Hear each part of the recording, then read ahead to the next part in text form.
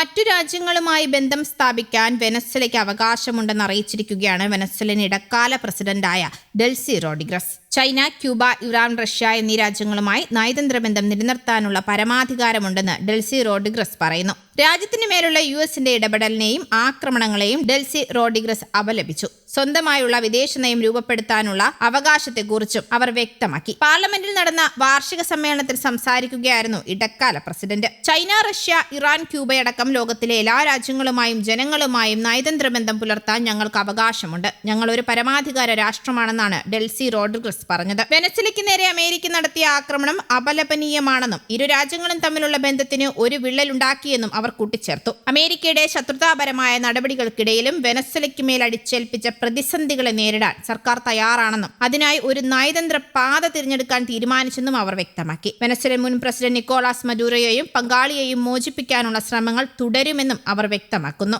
US സൈനികരുമായുള്ള ഏറ്റുമുട്ടലിൽ മരിച്ച Venezuelan Cuban സൈനികർക്ക് വേണ്ടി 1 മിനിറ്റ് കരഘോഷം നടത്തുകയും വൈരുദ്ധ്യത്തെ ഭയപ്പെടരുതെന്നും അതിനെ തങ്ങൾ നേരിടുമെന്നും അവർ പറഞ്ഞു. ബാഹ്യസമ്മർദ്ദം രൂക്ഷമാകുമ്പോൾ രാഷ്ട്രീയ സഹവർത്തിത്വത്തിന്റെ ആവശ്യകതകളെക്കുറിച്ചും രാഷ്ട്രീയ അന്തരീക്ഷം മെച്ചപ്പെടുത്തുന്നതിനുള്ള ഉത്തരവാദിത്തത്തെക്കുറിച്ചും അവർ ഊന്നി പറഞ്ഞു. ലാറ്റിൻ അമേരിക്ക നേരെ യുഎസിന്റെ കൃത്രിമത്വം, ഇടപെടൽ, സാമ്പത്തിക ചൂഷണം എന്നിവയുടെ വിവരങ്ങൾ ചൂണ്ടിക്കാട്ടി അമേരിക്കയുടെ വിദേശ നയത്തെയും റോഡ്രിഗസ് വിമർശിച്ചു. സ്വന്തം ശക്തി വികസിപ്പിക്കുന്നതിനൊപ്പം ലാറ്റിൻ അമേരിക്കയുടെ സ്വാതന്ത്ര്യത്തെ ദുർബലപ്പെടുത്താനും അമേരിക്ക നിരന്തരം ശ്രമിക്കുകയാണെന്നും അവർ പറഞ്ഞു. വെനസ്വലയുടെ ആക്ടിംഗ് പ്രസിഡന്റാണ് താനെന്ന് യുഎസ് പ്രസിഡന്റ് ഡൊണാൾഡ് ട്രംപിന്റെ പ്രഖ്യാപനവും കുറച്ച് ദിവസങ്ങൾക്ക് മുൻപ് വന്നിരുന്നു. തന്റെ ഉടമസ്ഥതയിലുള്ള ട്രൂത്ത് സോഷ്യൽ സമൂഹ മാധ്യമ പ്ലാറ്റ്ഫോമിൽ പോസ്റ്റ് ചെയ്ത പടത്തിനു താഴെയാണ് ആക്ടിംഗ് പ്രസിഡന്റ് ഓഫ് വെനസ്വല എന്ന് ട്രംപ് എഴുതിയത്. 2026 ജനുവരിയിൽ ചുമതലയേറ്റതായാണ് സൂചിപ്പിച്ചിട്ടുമുള്ളത്. വെനസ്വലയുടെ പ്രസിഡന്റ് നിക്കോളാസ് മഡൂറോയെയും ഭാര്യയെയും കഴിഞ്ഞ 3-ന് അതിക്രമിച്ചു കയറിയ യുഎസ് സൈന്യം പിടികൂടി തടവിലാക്കിയിരുന്നു. ഇവരെ വിചാരണ ചെയ്യുന്നതിനായി യുഎസിൽ എത്തിക്കുകയും ചെയ്തു. അന്ന് ഈ വിവരം ട്രംപാണ് സമൂഹ മാധ്യമങ്ങളിലൂടെ പുറം ലോകത്തെ അറിയിച്ചത്.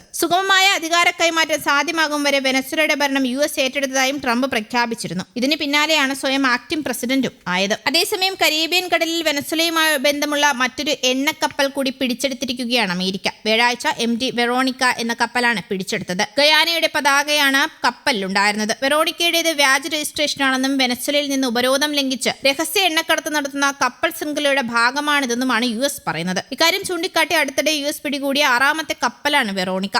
വെനസ്വലയിൽ നിന്ന് ദക്ഷിണാഫ്രിക്ക ലക്ഷ്യമാക്കി നീങ്ങവെയാണ് കപ്പൽ പിടിക്കപ്പെട്ടത്. കപ്പലിൽ എണ്ണ ഉണ്ടായിരുന്നില്ല. ഇത് മാത്രമല്ല, ഉപരോധം മൂലം കെട്ടിക്കിടക്കുന്ന 3 മുതൽ 5 കോടി ബാരൽ എണ്ണ വെനസ്വലയിലെ ഇടക്കാല സർക്കാർ യുഎസിന് കൈമാറുമെന്ന് പ്രസിഡന്റ് ഡൊണാൾഡ് ട്രംപ് പറഞ്ഞിരുന്നു. കപ്പലിൽ എണ്ണ യുഎസിന്റെ തുറമുഖത്തെത്തും. വിപണി വിലയ്ക്ക് വിൽക്കും. പണം താൻ നേരിട്ട് നിയന്ത്രിക്കും. ഇത് യുഎസിലെയും വെനസ്വലയിലെയും ജനങ്ങൾക്ക് വേണ്ടിയാകും ചെലവഴിക്കുക എന്നാണ് ട്രംപ് സമൂഹ മാധ്യമത്തിലൂടെ പ്രഖ്യാപിച്ചത്. വെനസ്വല സർക്കാർ എന്നാൽ ഇതിന് പ്രതികരിച്ചിട്ടില്ല. ട്രംപിന്റെ പ്രഖ്യാപനത്തിന് പിന്നാലെ ആഗോള എണ്ണ വിപണിയിൽ വില 1% ഇടിഞ്ഞിരുന്നു. അതിനിടെ ചൈനയിലേക്ക് പുറപ്പെട്ട എണ്ണക്കപ്പലുകൾ തിരിച്ചുവിടാൻ യുഎസ് വെനസ്വലയോട് ആവശ്യപ്പെട്ട സംഭവത്തിൽ ചൈനയും ശക്തമായി പ്രതിഷേധിച്ചു. യുഎസ് നടപടി രാജ്യാന്തര നിയമലംഘനമാണെന്നും ചൂണ്ടിക്കാട്ടി. News desk, Kerala Kaumudi.